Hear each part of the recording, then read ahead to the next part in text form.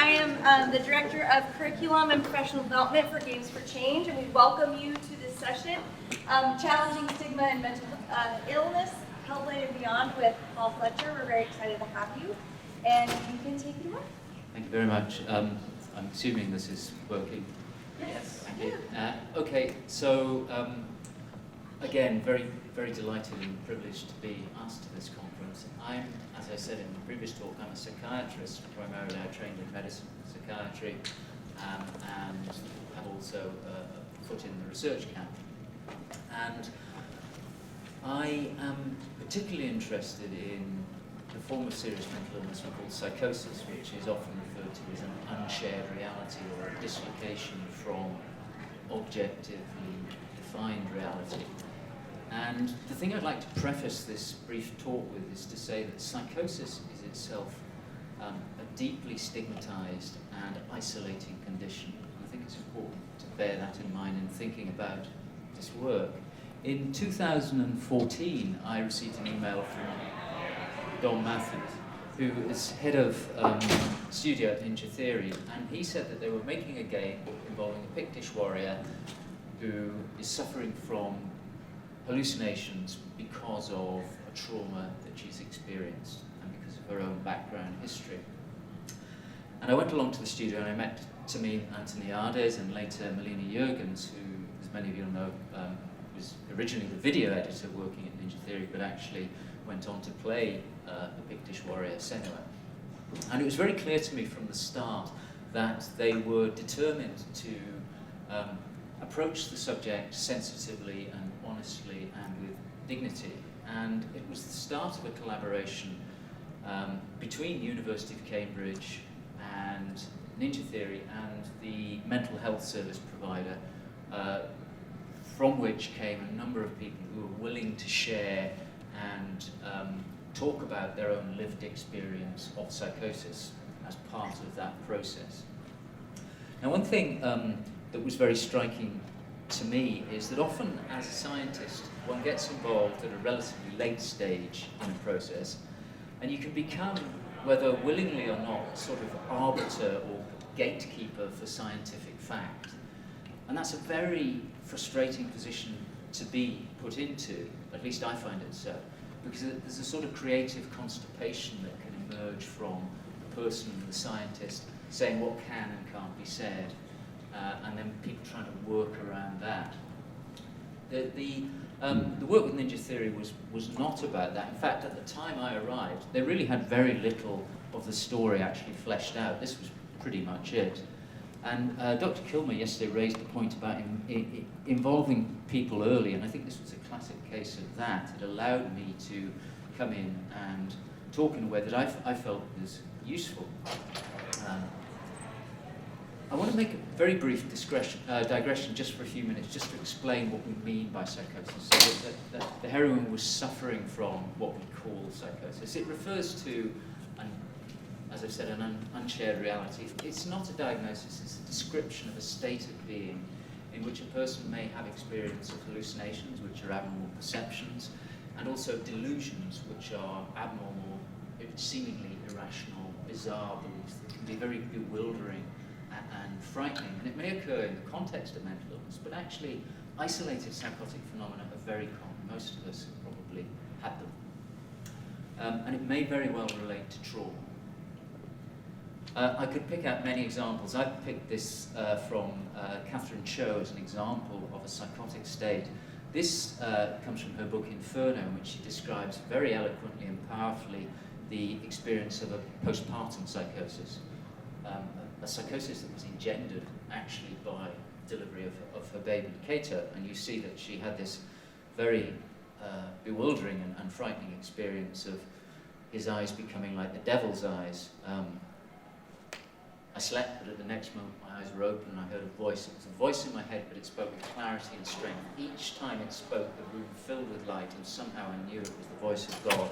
And then horrendously, this is what the voice said to her. I'd strongly recommend her book on this, and there are many examples that one can get first-person accounts of psychotic experiences. Now, the point is that this unshared reality is not something that people have a passing interest in. The person in the psychotic state is fully invested in that as their reality. They're immersed in it, totally engaged by it, and a consequence of that is that they can become isolated from the people around them who simply cannot comprehend what they're going through. And that isolation and stigma can actually be a major part of the suffering. So we began this process in which Ninja Theory and I, and also some very courageous people from the Mental Health Services Trust who are willing to talk about and share their experiences, engaged in a number of, well, very many meetings over the 3 years, very many discussions. And there was a practice that emerged and a set of principles that emerged in how the work was going on. So the practice began as presentations of discussions, the transfer of factual information, ideas and descriptions about the clinical experiences. But the early involvement of people with experience of psychotic illness was absolutely a crucial part of that, because it very quickly became far removed from the textbooks and became very personal. And the discussions were, sometimes deeply distressing to me and to members of the Ninja Theory team, because what people were describing was very frightening. There was also an early involvement of a major funding charity within the UK, and I mention this because actually, although there wasn't anything really forthcoming in terms of funding, just the mere stamp of approval is very, very reassuring, particularly to me. I'm a psychiatrist and a researcher in a fairly staid institution, and when I told colleagues about all the work I was doing on a video game about a Pictish warrior fighting her way through to Viking hell, that raises some eyebrows, but if you like, the seal of approval of groups like the Wellcome Trust can be very valuable, even if they're not. I mean, they did give some funding towards it, but even if they're not. And the principles that emerged were openness from the outset. Ninja Theory were determined to share what they were doing with the outside world through video development diaries and so forth. And I think that proved to be incredibly useful, because feedback started coming in during the development of the game. There was an idea that the collaborative approach would not be tokenistic, that if a person spoke about their experience or if they objected to what was being represented, that would be listened to and changes would be made. Throughout, the idea was that ultimately this was a game, a story within a game, and it wasn't about edutainment. That would have been fatal to it, I think. As one of the people with lived experience, Jenny, remarked, we don't want anything Disney. This is about an experience that can be profoundly difficult and bewildering and frightening. It can also be very bright. I mean, that was part of the discussion, but we don't want it to be glossed over. And it was the story of a person, not an illness. I think that was crucial. Senua had to be a character with whom one was willing to invest time and empathy in. If it had just been a list of symptoms that were lovingly transcribed into the game, I don't think it could have worked in any way. And as I say, it was genuinely collaborative, so I want to mention the people who particularly, these are the people who made Senua in many ways. Michael Lafont, Tracy Bartlett, Kathy Jones, Jenny Essen, all people with their own lived experience. And there were others, but these were people who really gave a lot of their time. And this is a picture that was taken several weeks before the game's release, when we all got together for a day-long playthrough. And at that stage, Kathy was slightly unhappy with the ending. She felt that there was something missing, and changes were made as a consequence, even at that late stage. What was very poignant for them and for me, from my clinical experience and research, was to see some of these experiences being rendered into the game in the form both of the gameplay, but also the auditory and visual experience. And I just want to play some of those auditory visual experiences simultaneously, just to give you a sense of what was being done. I should warn you that the voices that are being represented, which were recorded with binaural microphone, can be quite distressing, so just to block your ears if it is.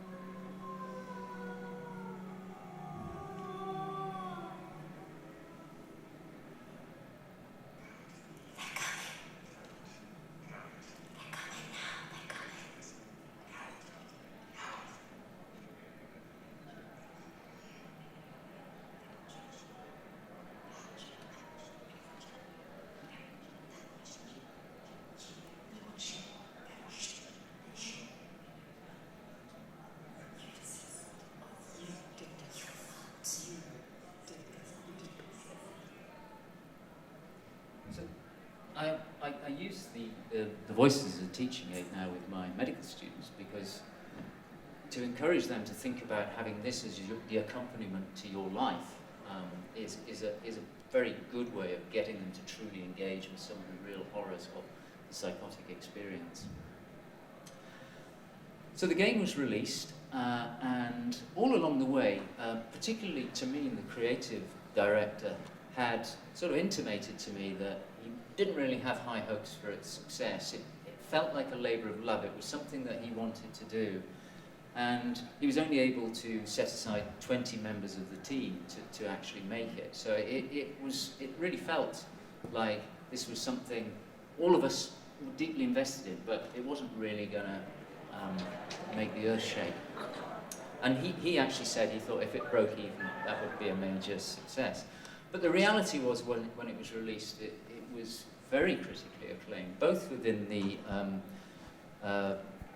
gaming media, but also in the mainstream media. So this is The Guardian, a mainstream newspaper in the UK. And I particularly draw attention to this one because it's the only time I've been described in mainstream media as a rampaging. I have to say it was one of the proudest moments of my life. Although I did meet an astronaut today, so there's some competition.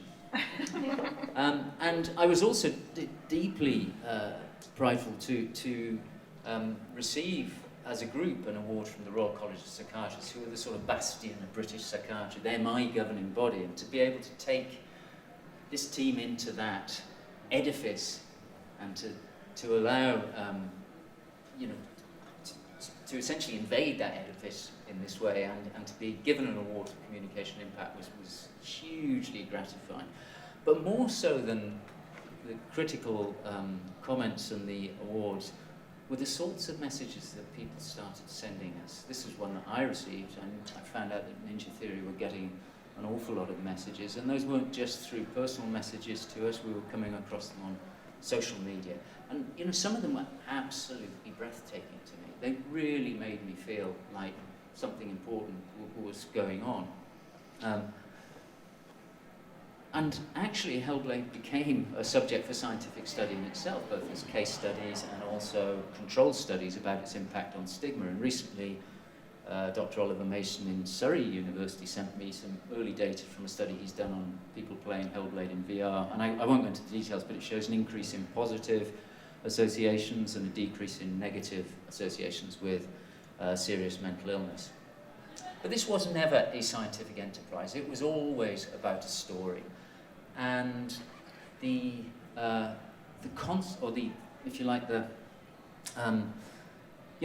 marker of its success wasn't going to be in terms of awards from the Royal College of Psychiatrists or scientific papers or whatever. Ultimately, as a story, it stood and fell by the way in which it engaged people. And when Ninja Theory made their accolades trailer, they decided to, which I'm showing in the background here, and I will leave it to play, it lasts about 4 minutes.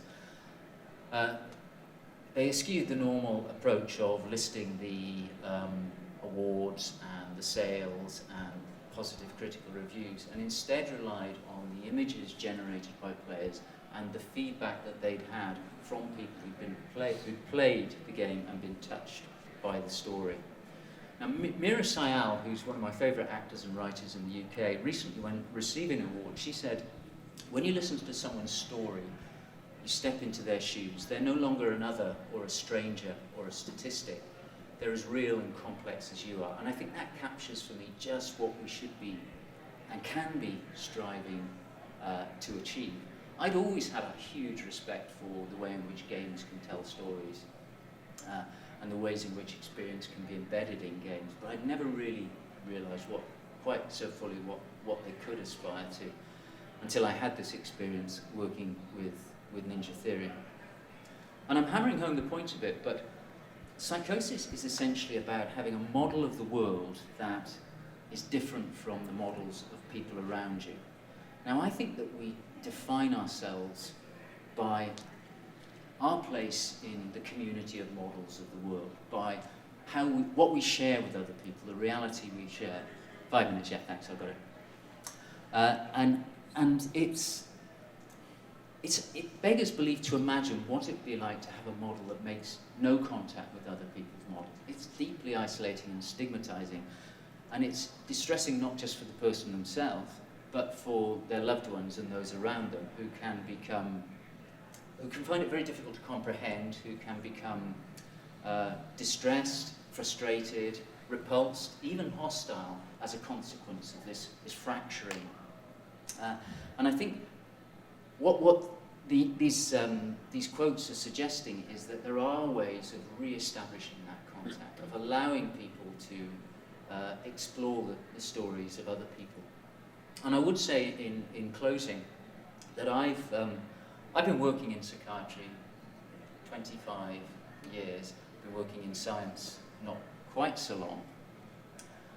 And I, like most scientists and clinicians, want to have a positive impact. You know, that's what we try to do. And I've often reflected on my failures in that and the futility of a lot of the things I've done. I was just saying, you know, when I publish a scientific paper, I'm lucky if 10 people read it, really. And that's the marker. When I step down at retirement and look back on my CV, the main marker will have been scientific publications that have been read by a tiny fraction of people. So actually, to have been fortunate enough to be the person that they contacted that day has been a huge privilege, given the impact that I think this game has had. They could have contacted 100 different clinicians who could have done just as good a job working with them. And I think it was just good fortune on my part. And I played a very small part in this, but playing that part I think it's been the highlight of my career, actually. And on that note, I'll thank you very much. Thank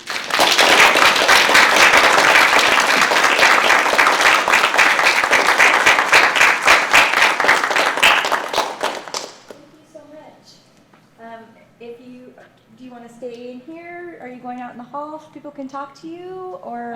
I do have a plane to catch, so. Okay. That answers that question. Thank you so much. But I've got a couple of minutes. If anyone has any questions, I'd love to. Unless you're good. Go ahead. I have a question. Jumping on your last point, that you feel privileged that the game designers reached out to you, but of course vice versa, the other side is also true. So we have these silos, and we see that collaboration can lead to these beautiful things, but they don't happen often enough. Do you see from your silo, after the success of Senwa, somewhere a shift in status quo that the governing bodies, the scientific fundings, that they are more open for this wave that I sort of see all around us, where arts and science become closer and closer? Yeah, well, thanks for a great question. Firstly, I think there are people in this very room, certainly people in this conference, who are doing a lot to shift that balance. I do think that the success of games like this have made a number of people in my profession sit up and take notice of games as serious things. And by serious, I don't mean they necessarily have to be dark and somber, but serious in the sense that they have real meaning in people's lives. I think I've definitely seen a sea change, and I think and hope that we'll continue to. I think one of the things that will nurture that is something that you touched on in your panel discussion, which was what is the chemistry that prompts and nurtures such a collaboration. I think you've given me a lot to reflect on my flight home.